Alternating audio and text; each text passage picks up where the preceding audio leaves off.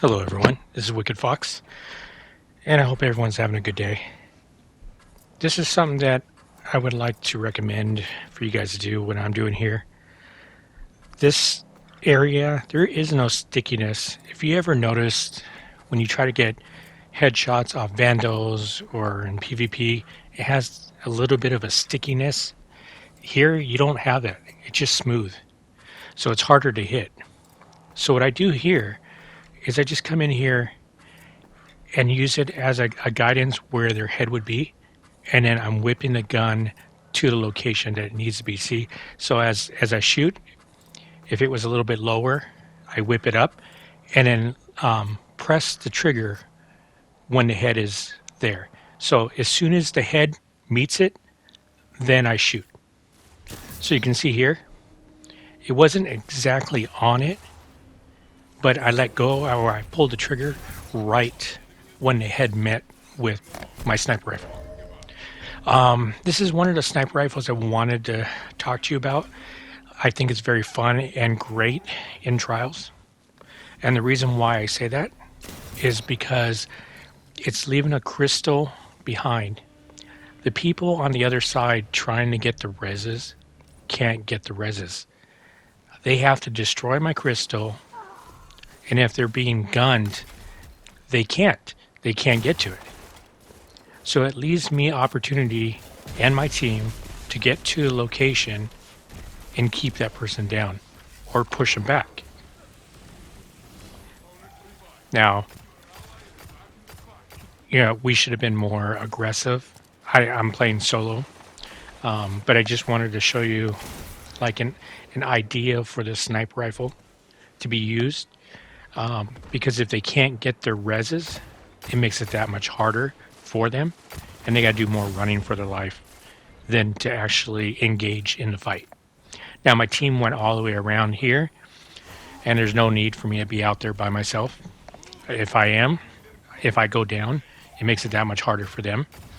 So might as well be a bodyguard protecting that person trying to cap the flag. Now they can't tell me that they're going to go cap it, but it's always good if you can. Don't worry about capping the flag unless it's like an emergency, because the cap of the flag takes so long. Now, if you don't mind waiting, like if you're trying to get your super, and you're up in lives, you could do that. I do that sometimes just to get my super up because there's more of us on our team survived than there is on theirs. So we have a better advantage of getting supers rather than them if there was only one person on the team. I don't recommend quite capping. That way your super goes up and the ones that are dead don't. Now, I think the sniper looks great. If this is a craftable sniper rifle, so you can craft it away, but I recommend putting that ice on there so that way when you do kill them, it leaves this ice crystal behind, and then that way they have to destroy it before they can actually even get the revive. And it also lets you know if somebody's there because you'll hear their gunfire.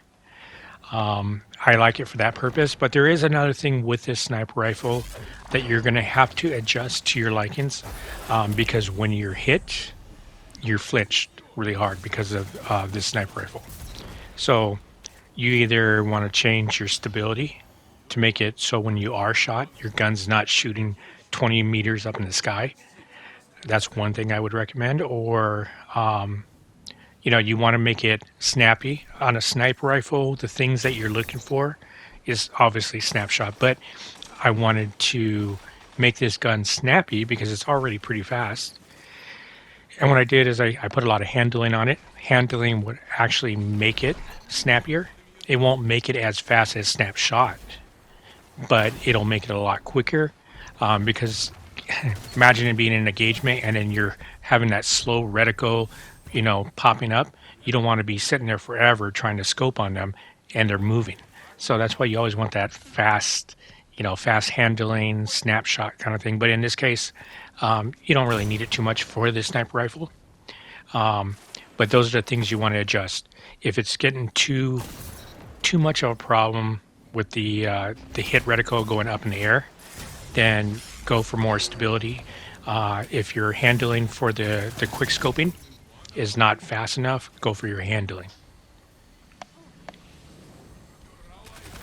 Now, see how long it'll take the other person to get the revive because they got to go through the crystal. Every time I get that snapshot, I mean, that shot on their head, it's going to leave that crystal behind. It's so funny. I mean, they have to break through that, and it allows me to move forward, get there quicker, get my team united there, push on them because they got to do one extra thing.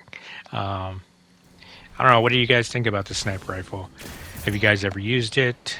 Um, you know, there are going to be things that you'll have to change depending on how you snipe because everybody snipes differently.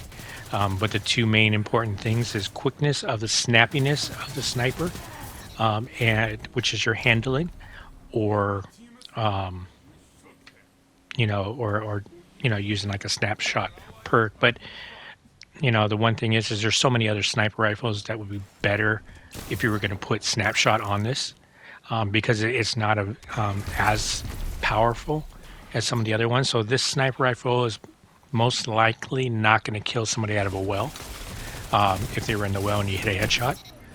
So that's one thing to think about. But it does leave that ice crystal. So if you're using it for that purpose to make it more difficult for them to get the revive, because maybe you're playing solo and your team takes so long to get to them, this is just something to think about. Um, Missed my shot there.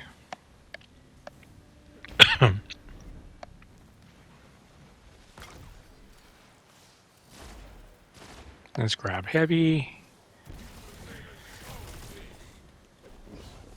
Now, I normally don't use a rocket launcher, for trials. See, there's the sniping that you just kind of were practicing earlier.